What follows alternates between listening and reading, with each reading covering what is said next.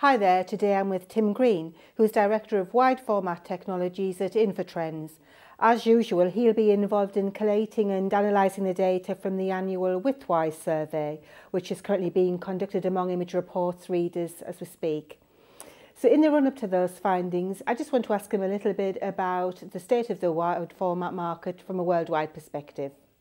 Tim, obviously the 2013 Widthwise survey is now in the pipeline, and in the past few years what we found is that these findings have pretty much represented what's been going on in the rest of Europe.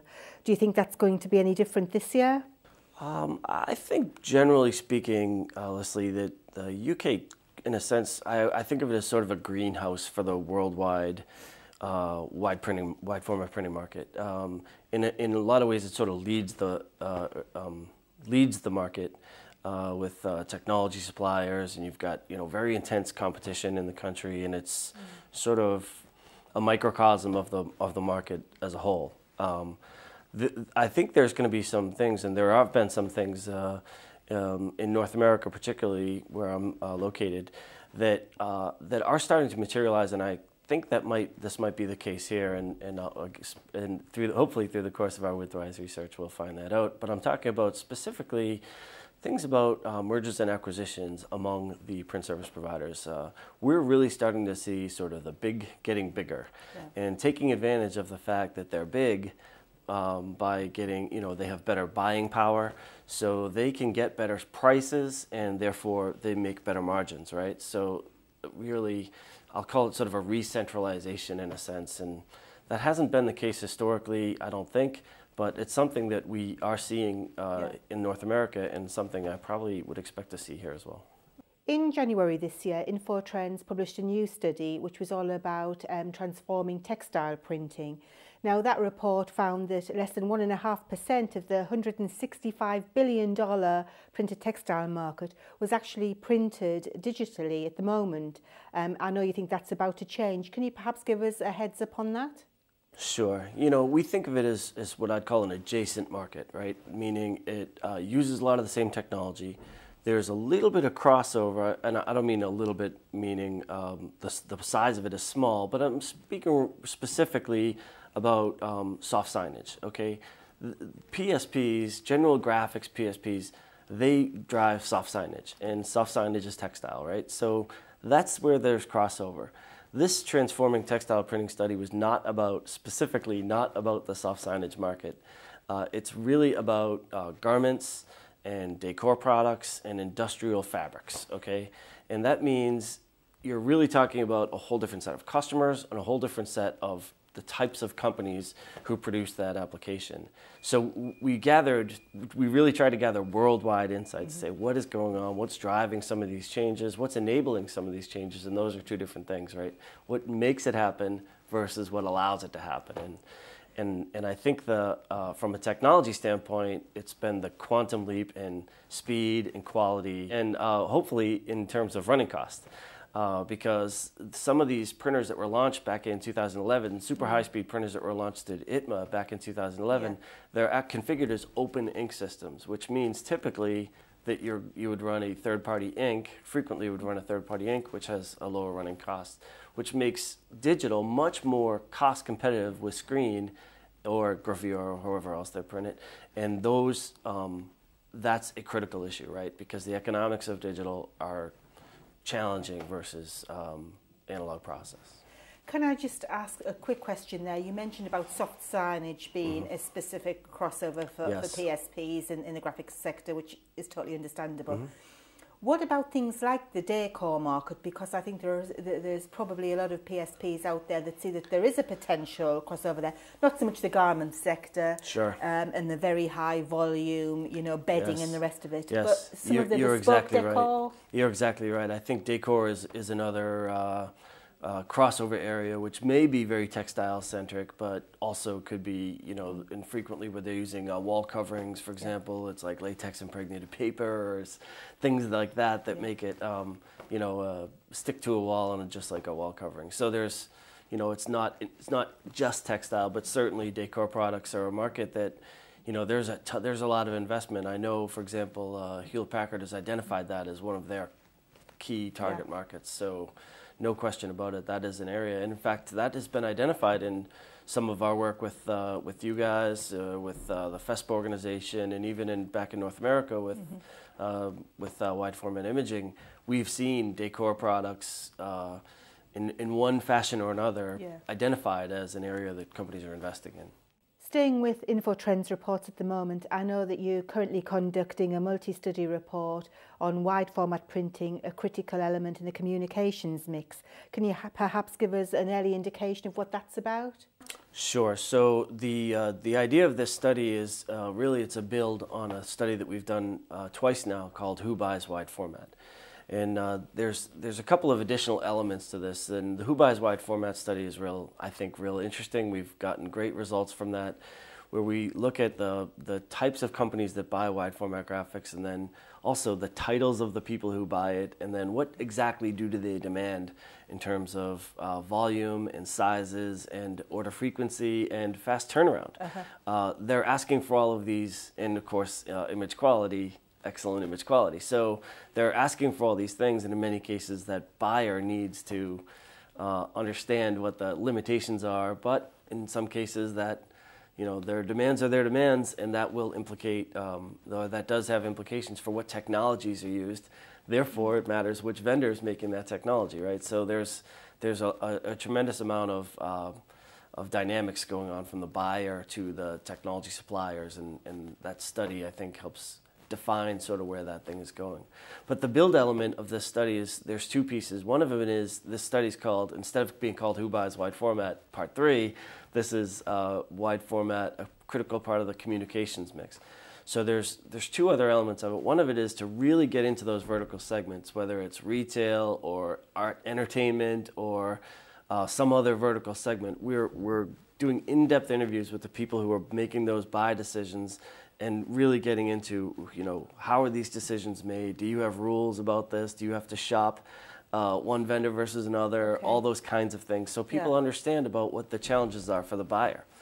And then the other side of that is, the Who Buys Wide Format study really focused on the graphics side of it, right? And there's a piece of what I'd call data-driven signage that is very important here. And I've seen it just on the tube right here. There's QR codes embedded in many wide format graphics.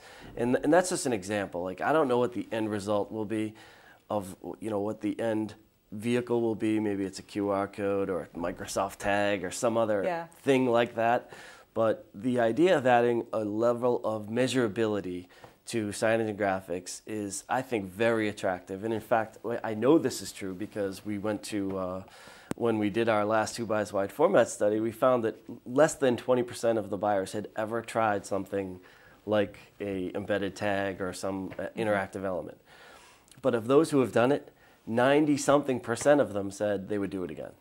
So they love the idea of having an integrated approach to signage and graphics that embeds their logos or embeds a link to their promotional web page or something like that. And I think that's a really important part of what I have been calling sort of the data-driven future of signage and graphics. People are going to invest in things that they know make them money. Marketers are just like everyone else, right? They have the same or fewer dollars, and they have to spend them smarter. And signage and graphics companies can help them by saying, look how many people saw your posters or saw your outdoor ad campaign, and adding that level of measurability is real important. So Tim, what about wide format opportunities beyond the communications mix? I'm talking the more visual markets such as home decor, etc. We think of wide format, generally speaking, as a promotional avenue, if you will. But certainly there's, I think starting at the low end, but all the way to the high end of the production market, there's, I'd say, a sort of a manufactural sort of focus. So, everything from like these desktop devices, which make advertising specialties, you can print on a pen or button or a cell phone case or what have you, all the way to the high end of the market where they're using these printers for making packaging. So absolutely there's, I would say, mostly probably because the sort of the promotional market has its ups and downs, and advertising dollars in some cases are being shifted away from print towards, say, online and internet advertising. And so, how do you manufacture more products to fulfill bigger niches? Yeah. That's how you do it. Can I ask you, what about scope for research into consumer markets and the potential there for wide format print? Well, it's very interesting, actually. So we've done, as I mentioned, this Who Buys Wide Format study a couple of times. And, I always think of wide format as primarily a B2B business, and it is. But what's interesting, in fact, I think this is interesting in multiple avenues of the printing business. In North America, we've seen companies like Vistaprint. Yeah. And there's a company in the United States in the wide format business called Build-A-Sign. What they've done is spend a lot of time, a lot of effort, and done a fantastic job being aggregators of consumer business. So they're easy to find on the internet. You can Google them, and they're the first ones that come up. And they promote and they advertise like crazy, not so much Build-A-Sign, but certainly Vistaprint. Everybody knows who they are. So that's how you access a consumer business. And because consumers aren't going to have a lot of, individual consumers aren't going to have a lot of volume in the wide format business, but reaching the millions can get you to a very substantial volume, and certainly that's been the success case for some of these companies. As we know, Tim, many of the wide format printer manufacturers are turning their attention towards the industrial sector, and it's easy to see why. But for our readers, the graphical PSPs, industrial print is still at the periphery of what they do. Is there any research or information you can tell us about how that might align with what they're doing? Well, there are a number of, let's say, organizations that are spending a lot of time and money trying to figure that out. In fact, InfoTrends recently finished a study, a private client study, looking at some of these various industrial markets, everything from what I would call have a little bit longer runway, like say medical and pharmaceutical kind of applications, all the way to things that are here today, like 3D modeling and things like that. Yeah. So we certainly have looked at it on a custom basis. And in fact, we are planning, I have a 3D printing publication planned for 2013, and InfoTrends is investing in other areas where we can make a difference and help our customers. Yeah. So Tim, from all of your time at InfoTrends, can you perhaps just give us a little bit about your personal feelings on how the UK or Europe fits in with the rest of the global wide format print sector? Well, I'll tell you what, we have some preliminary data from the FESPA worldwide survey that I've literally just been poring over in advance of some of the meetings we have. And it's very surprising how optimistic people are. They're looking forward to 2013 and beyond. They're thinking that the wide format sector overall is healthy, thinking that their individual business will outperform. And it's certainly, versus other printing markets, wide format is big and healthy and still growing. So all of that is very good. But as you know, it's very price competitive. It's not easy. It's never going to be easy again. Those days are probably past. But now we see smart companies investing in the technology to help them meet their customer needs, or help them drive new lines of business, or get into other segments that they're not in at all, for example, soft signage. So, I think we've reached a sort of a maturity point in the global business, and I think, as I said, I think the UK in some ways sort of leads that market, or is at least much a microcosm of that dynamic. Good, thank you.